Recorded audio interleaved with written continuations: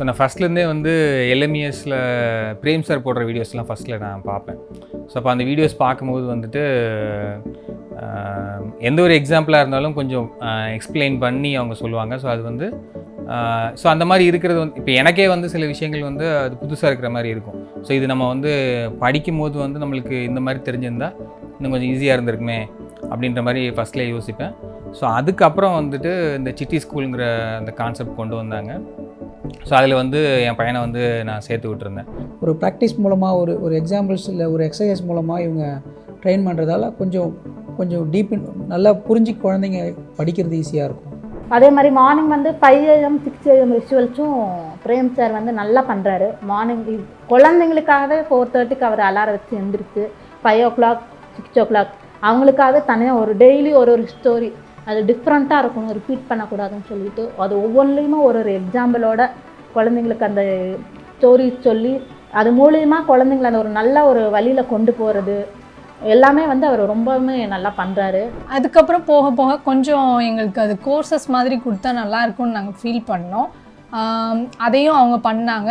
இப்போ வந்து நிறைய கோர்சஸ் வந்து பண்ணுறாங்க, டிஃப்ரெண்ட் கோர்ஸ்.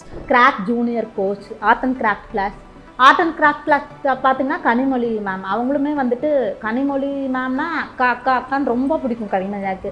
அதே மாதிரி எல்லாருமே எல்லா ஸ்டாஃப்மே வந்து குழந்தைங்களுக்கு ஒவ்வொன்றுமே புரிகிற மாதிரி நல்லா சொல்லித்தராங்க.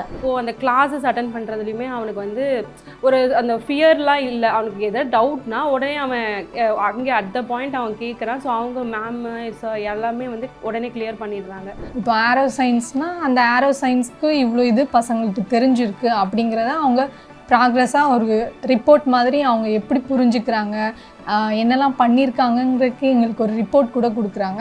அது எங்களுக்கு ரொம்ப ஹெல்ப்ஃபுல்லாக இருக்குது. ஃபினான்ஷியல் மேனேஜ்மெண்ட்டில் வந்து ஒரு வீட்டில் ஒரு பட்ஜெட் எப்படி போட்டு ஃபேமிலியை ரன் பண்ணணும் அப்படின்றது வந்து இந்த வயசில் 4th தான் படிக்கிறான், 9 years தான் கம்ப்ளீட் ஆகிருக்கு. இந்த வயசில் அவளுக்கு வந்து இப்படி போகணும், பட்ஜெட் போட்டு ஃபேமிலியை ரன் பண்ணணும், கரண்ட் பில் எவ்வளோ, மளிகை சாமானம் எவ்வளோ, கேஸ்க்கு எவ்வளோ அப்படின்றதுலேருந்து எல்லாமே இந்த ஏஜில் சொல்லி கொடுத்து வீக்லி டெய்லி இவ்வளோ மணி சேவ் பண்ணுங்க அப்படின்றத சொல்லி கொடுத்து இந்த ஏஜில் அதெல்லாமே கொண்டு வரும்போது குழந்தைங்க வந்து கொஞ்சம் நல்லா வளர்கிறாங்க. ஒரு நல்ல ஒரு டிஃப்ரென்ஸ் தெரியுது.